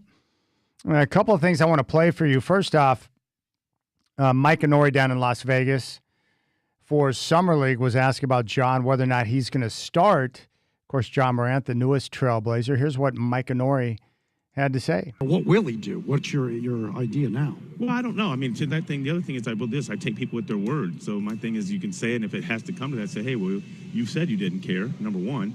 But the second thing is I really believe guys like Ja, guys like Dame, guys like Drew that have been through it, been around, they want to win. And winning is the most important thing. And if you can put yourself in to do that, whether it's coming off the bench or starting, as long as you get your minutes, and it's I would never say it's easy, but to your point, we got 4 spots, 1 through 4. They may be small, they may be this. Obviously, when you talk about Klingon and Robert at the 5 the majority of the time or whatnot, but it's going to be, they're going to get their minutes because we're going to be able to play hard and put pressure on people and exert some energy early. So hopefully they do play themselves to not exhaustion, but where they can get out and go back in and they could give us really good 28 to 32 minutes. I'll tell you one thing. I'm glad I'm not the guy that has to determine who's going to start. I mean, it's hard for me in my mind. Like I've said about the trade, I love the value unloading Jeremy Grant and Chris Murray and getting John Morant in return. And with each passing day, I'm not too concerned about the off-the-court stuff. Based on the people I've spoken to in Memphis, hearing from Ja himself, I think that looks like it's a thing of the past. And I'm all about guys getting a second chance. So I'm looking forward to seeing what's next for Ja in chapter number 2 as he comes to Portland and has a chance to, just really change the way people view him. That's pretty exciting. Yeah, we all deserve second chances. Sometimes, if you're like me, a third chance or a fourth chance. But I've heard that Ja's really changed, really the way he operates. The people he's hanging out with, the people in his inner circle, making better decisions. And I think that's all a very good thing. So I'm excited about that. But the starting lineup, it's hard for me to see Dame and Ja coexisting in the starting lineup together. But we'll have to wait and see. One thing I know about Ja, he's a relentless attacker, incredibly athletic. And if he stays healthy, I mean, he should be able to return to form. He's just 26 years of age, for crying out loud. But Ja did have a chance to catch up with the press down in Las Vegas over the weekend, and he was asked about Portland, his take on Portland. Here's what he had to say about that. The rain, man. It rained a lot. I actually took fishing in the rain. So that's one thing I know for sure. But I feel like it's a very quiet spot. It's nice. I don't know if y'all pay attention to me lately, but I've been kind of into nature, so I feel like that's a bonus for me also. You hiking or what? I'm not hiking now, but I can go walking, ride a bike. I've been kayaking lately, so. What spurred that? There you go. There's Ja. Looking forward to enjoying the nature out here in the Portland area. But I'm excited about, guys who get a chance to do it again, to have a second chance, and I think that's pretty cool. He also talked about his past. Here's what he had to say about that. I mean, obviously, I've done, what I've done in the past, but it's been addressed and handled already. So I don't see why, years later, that's still the topic when nothing happened since, And I feel like if I was that guy, y'all wouldn't be talking to me now. I wouldn't be here. So there you go. Good perspective for Ja. I mean, he was on the verge of having some very difficult conversations with the commissioner, but he straightened things out. He's on a better path, and I'm excited to see what he's going to be able to do. Love that. It's a thing of the past, and he does appear to be in a better place right now. I mean, obviously, I've done, what I've done in the past, but it's been addressed and handled already. So I don't see why, years later, that's still the topic when nothing happened since, And I feel like if I was that guy, y'all wouldn't be talking to me now. I wouldn't be here. So there you go. Ja Morant. It's pretty trippy to see him in a Trailblazer shirt talking to the media. Like he's actually a Portland Trailblazer. Wild. Absolutely wild, isn't it? I can't wait to see what it's going to look like on the court. It's pretty sweet. 503-248-0620 is your telephone number. I think we got to give some props to Mr. Paul Allen, don't we? I looked up the numbers. So according to most reports, I thought it was $80 million, but he purchased the Trailblazers for somewhere between $70 and $80 million when he originally bought the team. They sold for $4.25 billion. He purchased the Seattle Seahawks and saved them from being stolen out of town and heading down to L.A. with the Bearing family. He paid $194 million for the Seattle Seahawks. So we're looking at roughly, $260 million for both teams. And the Blazers sold for $4.25 billion, and he just sold the Seahawks for $9.6. So he spent $260 million and turned that into $14 billion with the two teams. That is unbelievable to see where we're headed with professional sports. And those NFL teams, I mean, they're the golden goose. The NFL is so powerful, so popular, and they dominate the landscape here in the country. $9.6 billion. And the Blazers going for $4.25. That's unbelievable. So just remember those numbers as you move forward. When you see the sell price, Paul purchased the Blazers for somewhere between $70 and $80 million. And the Seahawks for a reported $194 million. And both teams sold for many billions of dollars. Unbelievable. Nice work by Mr. Paul Allen. Telephone number 503-248-0620. I'm not sure why Conor McGregor is going to fight again. What a disaster that was over the weekend. I am tired of wasting my time for big duds in the fight game. You know what I'm doing? I'm trying to rediscover the greatness, which was my younger days when we had all the great fights. I remember going to school talking about Hagler and Leonard. Every Mike Tyson fight back in the day. I remember where I was sitting when I got news that Tyson had been knocked out in Tokyo by Buster Douglas. I remember where I was at when Holyfield knocked out Douglas in 3 rounds to gain the title. And then the 2 Tyson-Holyfield fights, which were phenomenal. And somewhere on a VHS tape, I've got Mike Tyson and Larry Holmes. Somewhere in storage. But I keep trying to rediscover the greatness of a big-time fight, and it's just not going to happen. Oh, my goodness. Those were the days. Yeah, Leonard and Hagler was one of my favorites. But the Tyson-Holyfield #1 was pure greatness. What I love about fights is the unpredictable nature and the fact that one swing, one kick, and it can all be over, just like that. But I hate the build-up, and then all of a sudden you get a TKO with an old guy who has a knee injury, and then, things go sideways. Was it Dwight? I think The Godfather was at Holyfield Tyson #2 with all the chaos and the ear biting as well. I just miss the big-time fights. And, of course, way back in the day, my buddy Steve tells me that the ABC Wild World of Sports was amazing because they had all the big fights with Ali. And that's another guy, too. I didn't have the benefit of seeing Ali box, but I wish I could have. You know, the dominant figure during my time has been Mike Tyson. And I love Evander Holyfield, but I never had the benefit of seeing, you know, Ali fight. They're on YouTube, so I've been able to go back and watch.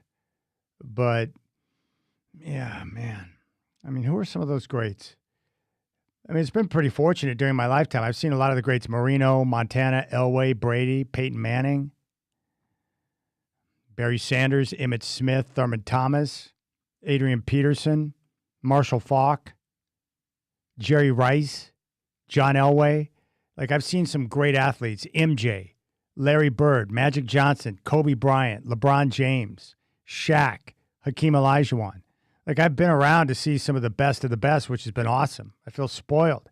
Barry Bonds, Randy Johnson. But with the fight game, I just wish that we could go back to a time where we had some big-time heavyweight fights and how special they were. So good. Love it. One thing I'm going to do next, I got a text message. I was discussing music with an individual, and she listed off all the different shows that she had been to. I love reminiscing about some of the live concerts I've been to. I think it's awesome. And I was talking to Shacker about what show he's seen that he loved the most. But I've been to so many concerts now, I'm not sure that I can remember all of them. But I've been to so many. I love live music. But the problem is that the people that I enjoy, the ones I grew up listening to, they're retiring or they're dying off. And there's still acts that I never got to see I wish I could have seen. Have you ever made a list like that? So I keep lists on my phone on the checklist.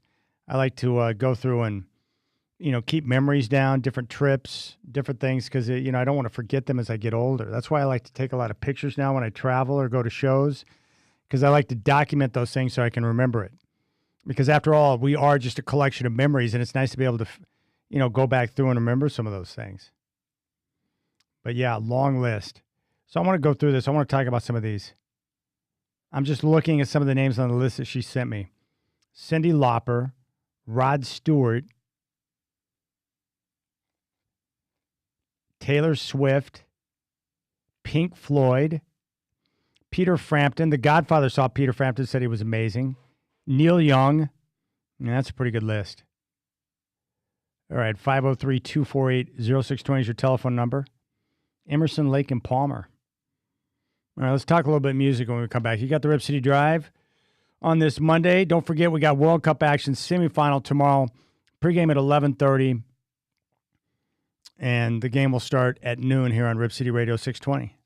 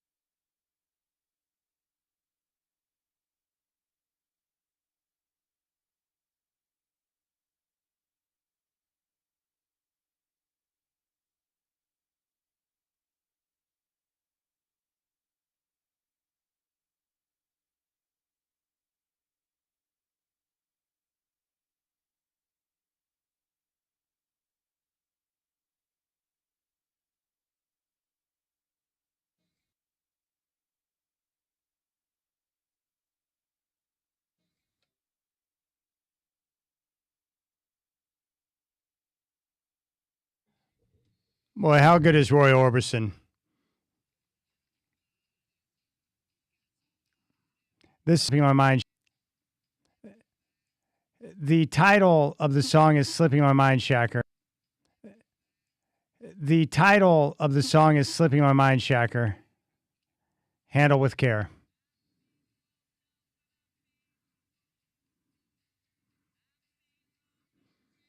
All right, 503-248-0620 is your telephone number. All right, I got this message, and it was a lady sharing all the different concerts that she's been to, and her and I talk music all the time. She's tried to help me get tickets for Taylor Swift so my daughter could go. That's not the cheapest show you can go to, but she listed off all the bands that she's seen. Moody Blues, Supertramp. I've seen the Moody Blues. REO, Speedwagon. Aerosmith. Journey. Heart. Ted Nugent. Emerson, Lake and Palmer. From the Beginning. Rolling Stones. Foghat. UFO. Rick Derringer. Neil Young. ELO. I bet you that was a good show. Bob Seger. Peter Frampton. The Godfather loved Frampton Live. Pink Floyd. Coldplay. Chicago. Billie Eilish. Taylor Swift. The Beach Boys. Jan and Dean. Cher. I walked around Motor Center trying to find Cher one night. She was putting on a show. I was working the Blazer game, and I was hoping to have a random encounter with Cher. It did not work out for me. Billy Joel, Rod Stewart, Elton John, and Cyndi Lauper. That's a pretty good list right there. That is a very good list. So I went through and made a list. I can't remember if these are all the bands I've seen, but this is a pretty good list. But I love thinking back. I love live music. I think it's the best. And I love what I do when I go to shows is I record songs illegally. Now, some bands don't care, but some do. Like the Eagles, that's a big no-no, but I do it anyways. And then I turn them into MP3s and, make a little playlist. I just like being able to relive the moment. But some of the different shows that I've seen over the years, Michael Allen Harrison I've seen live 4 times. And the first time was back in 94. I took my mom to his Valentine's show at the old church. It was awesome. And that was my first exposure to Michael Allen Harrison, and I'm happy now that I can call him a friend.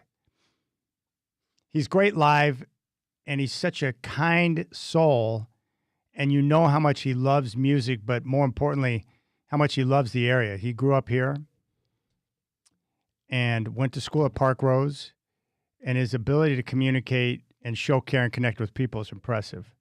I have seen the Beach Boys, and I've got a great story on that. And this was up at the amphitheater in Clark County.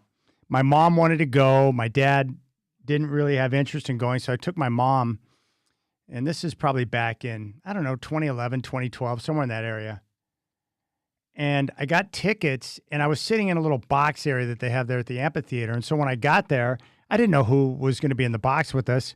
Well, come to find out, it was Carrie Akers, which was pretty cool.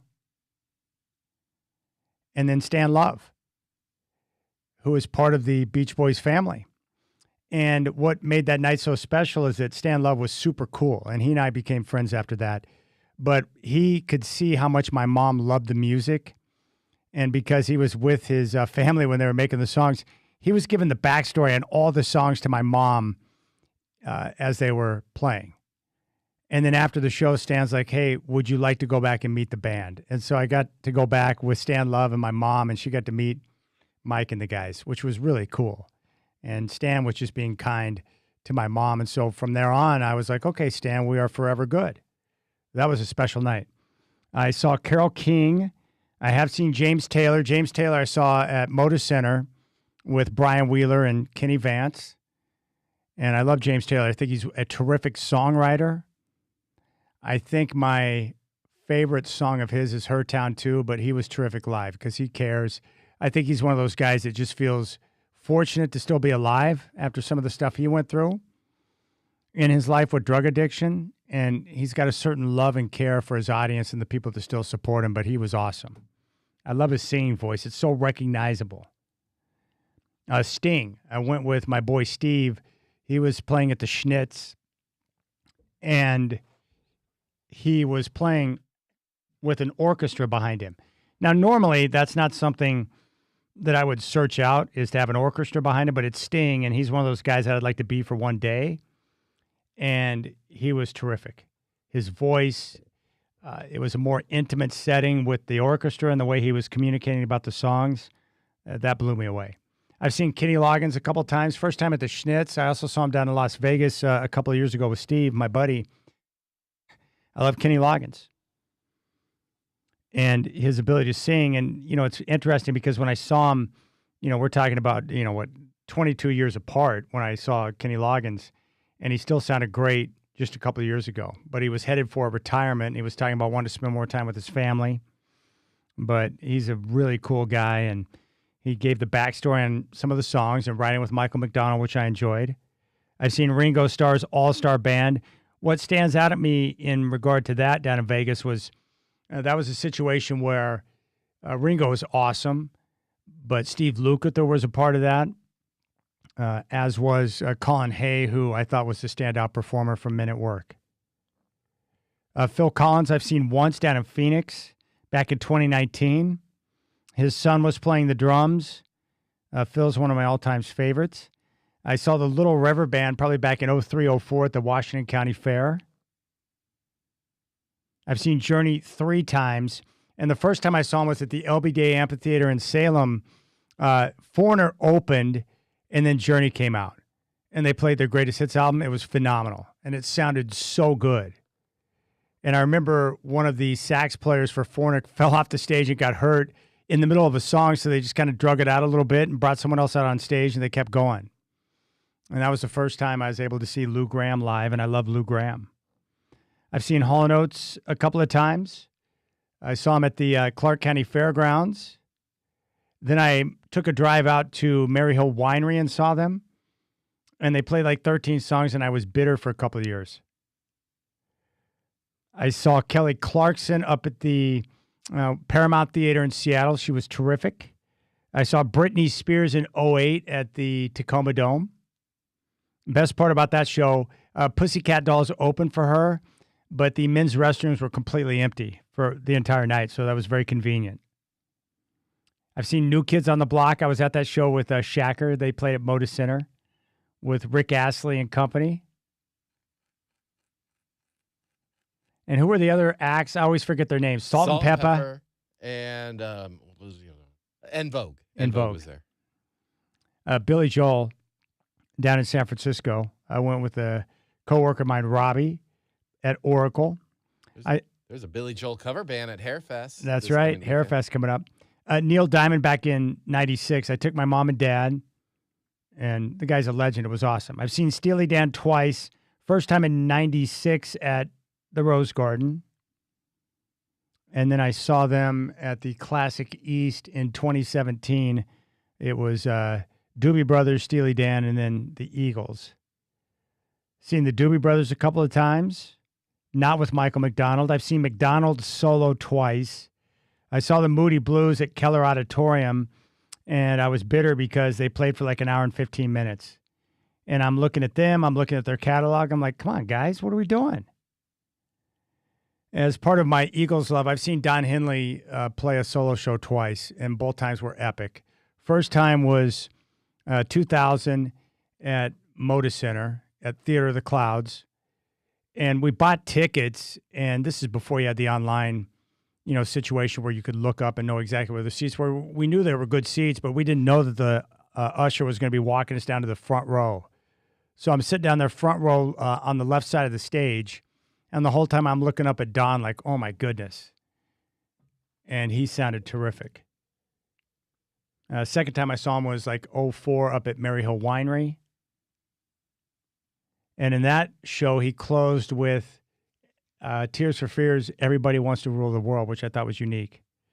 I saw Chuck Mangione at the Fort Vancouver right before the fireworks show. He was the last act on. I paid nothing to see him, and it was amazing. Brooks and Dunn at Moda Center. And I'm not a huge country guy, but I got to be honest, they rocked. They were great. I've seen Christopher Cross. First time I saw him was down in Reno. I've seen Toto 4 times. First time was probably my favorite. It was at a dinner theater in Thousand Oaks, California. I was with my buddy Steve. We got down there early to go get something to eat, and we walked by the theater, and they were doing a sound check. So we walked in. No one stopped us, and we had a chance to listen to a sound check, and we bumped into David Page and talked with him, and he was super cool. I've seen Chicago 4 times. First time I was supposed to see him was on 9/11, 2001, but that show ended up being canceled. It was down at Spear Mountain, so I had to wait until the next year up at the Puyallup Fair to be able to see them for the first time. I've seen Kool and the Gang at the Washington County Fair. Bryan Adams, he opened for Def Leppard up at PG Park back in like 04, 03, somewhere in that area, and he sounded terrific. I've seen Def Leppard 3 times. The last time was a couple of years ago. Journey opened for them. They played at Moda Center. I've seen America twice, and then the Eagles 22 times.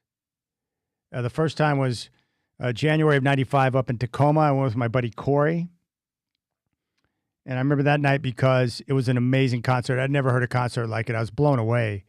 And they were playing a couple of nights later down at the Coliseum here in Portland, so I bought tickets and went and saw them again. So I saw them twice in the same week, the very first 2 times I saw them. I've seen them in Utah out at Rio Tinto Stadium. First concert I ever played at that place, the soccer crib. I've seen them in New York. I've seen them in Vegas. I've seen them down in Phoenix, in Los Angeles, basically everywhere. And pound for pound, the best. But I love looking back and remember those shows. And we all have shows like that. And I'm sure there's some I'm forgetting, but I pulled that list off the top of my dome. And I had to do it in short order because the show was coming up. But I love that. And the problem is that, as I mentioned before, is like all the bands that we grew up listening to, they're starting to die off. All right, let's go out to the phones. Raider Mike is there? All right. Raider Mike, what's up, brother? Dude,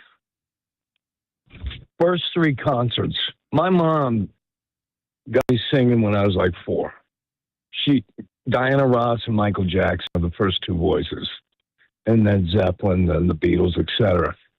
But the first 3 concerts she took me to when I was a little boy, 11, 12, whatever, the Jackson 5. Michael at 1975, he's 17, whatever he was. Elvis before he died. And then the Bee Gees when Saturday Night Live was on fire. You saw the Bee Gees? Yeah. Okay, so at the height. Well, where'd you see him play at? Right there. At the Coliseum. All these are at the Coliseum. Now, okay, so talk to me about the Bee Gees for a moment. How great were they in concert? I can do all 3 of their voices. My mom made me learn them from like the 60s. And they were amazing. They were just, whoa. It was really cool. I love the Bee Gees.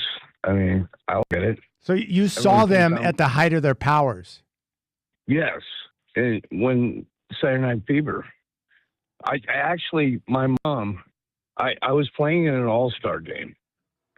I was playing for Hazeldale All-Stars. We were playing Alcoa. And 8-6 game, she screamed at my dad, who was the manager. We got a concert to go to, Dave. We need to go. We're still playing the game show. So it was a wild night. Everyone's angry.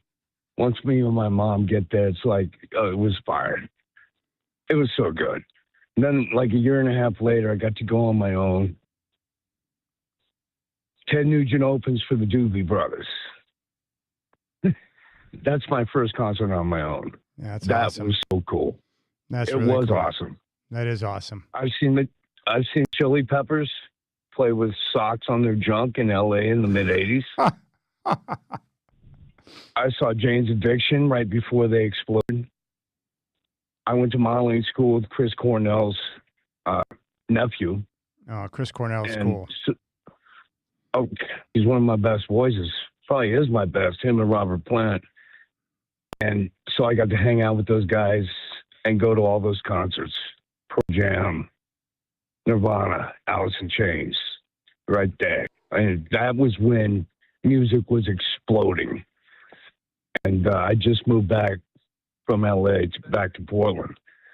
So I've seen some amazing stuff, man. You got a great list, though, dude. I'm impressed. You're up with me, bruh. That's so good. Well, I know. And if I would have had a mom that was more understanding, I would have seen better shows too. But you know, my mom's straight and narrow. She was like, "Nah, you can't go to that show. You're too young." Well, my mom, she told me you love Motown first, and you'll love everything else.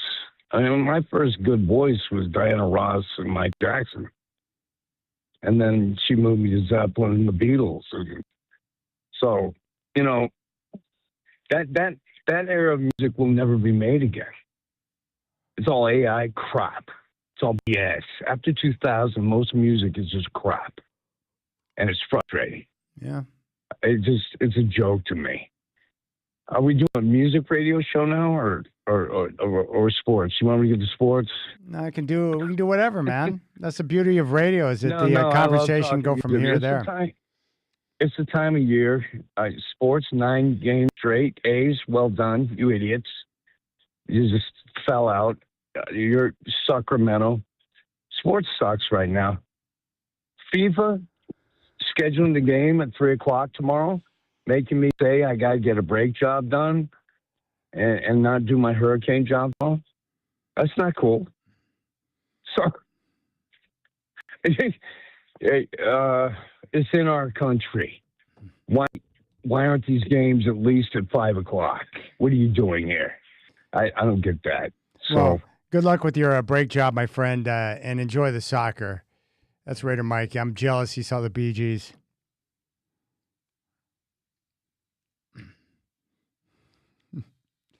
This just came in from the 503. Good thing Raider Mike told you he saw Elvis in concert before he died, because I'm sure everyone wondered if it was after. I did not see Elvis. My Aunt Elaine and Uncle Gordon saw Elvis and said he was phenomenal. I would say that the Bee Gees would be at the top of the list of bands that I wish I could have seen, but never had the opportunity because I was too young. And I'm still mad that my mom didn't let me go see Thompson Twins. Gosh dang it. Maybe someone went to that show and bootlegged it on a cassette tape. That's possible. One of those black RCA recorders. I used to record stuff off of that all the time. Huh.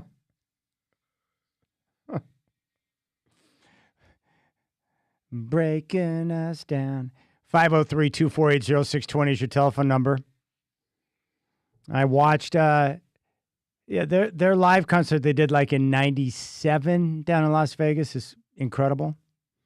Olivia Newton-John is sitting front row. Does her daughter still live out here? Was it you that ran into her daughter, Shacker? No, not my story. I think her daughter lives here, I want to say out in the Milwaukee area. All right, we'll keep things rolling. If you want to jump on board, 503-248-0620. And if you happen to see Elvis after he died, I would love that phone call as well.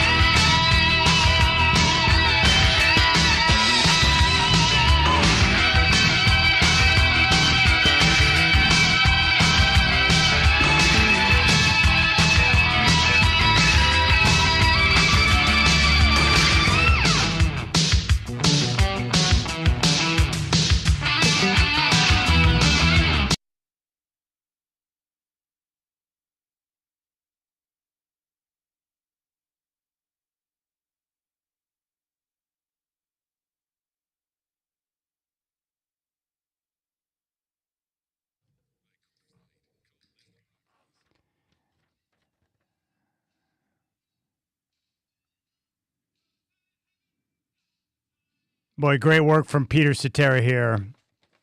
This is a great cut off of the Chicago 17 album, Stay the Night. The video is ridiculous, but the song is fabulous. I just received mail here at the station, and that usually means nothing good for me. You need to play the open like they used to do on David Letterman's show. Sacks and sacks of letters. Do you want me to read the letter right now? Do you want me to read it to you and I can deal with it tomorrow? What drives me crazy is that I get these letters in the mail and no one leaves a return address. So I have no way to respond. Like I don't have any contact information. So I get a letter of someone telling me that basically I'm a moron, but I have no way to respond and create dialogue. And I'm a talk show, so I like to have a conversation. And I'm perfectly okay with someone disagreeing with my stance on anything. All right, I'll read it, and then I'll dive into it tomorrow. But here's what it said. Dear Chad, recently on your radio show, you were apparently defending Tom Dundon and some of his antics and decisions by exercising the off-use cliche by saying it's all about winning. Now, first off, he says apparently defending. Well, did you listen to the show? Or are you hearing it from somebody else? Hey, Chad, you were apparently defending. Well, was I or was I not defending him? So recently on your radio show, you were apparently defending Tom Dundon and some of his antics and decisions by exercising the off-use cliche by saying it's all about winning. Well, no, Chad, it's not all about winning. It's also about fair play, honest dealing, and the love of the sport.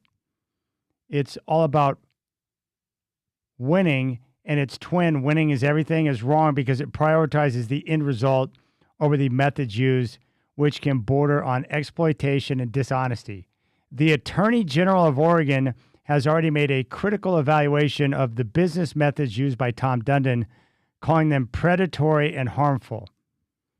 This going back to his auto loan business. His business has had to settle multi-state lawsuits. If you want to be a Dundon apologist, go ahead. But there are many people who will counter your simplistic utterance. I like that. Beyond Dundon's business practices, he is doing everything he can, purposely or not, to alienate the fans, the city, and our political leaders. I like your show, but you are way off base on this matter. All right, so George, I appreciate you writing me a letter, but George, you should have at least left me a return address so I could respond. And then we could have a conversation about this. So George, let me give you my cell phone number. 360-281-5473. That is my legitimate cell number. Let me give it to you again, George. 360-281-5473. Call me, text me, and then we can have a conversation. All right, let's go out to the phones. I think Chris, my man, wants to talk a little music. Now, Chris, you were recently at a Hops game at the new Hops ballpark. What was your takeaway? I think that's a different Chris, Chad. I haven't seen the Hops yet, but I did want to.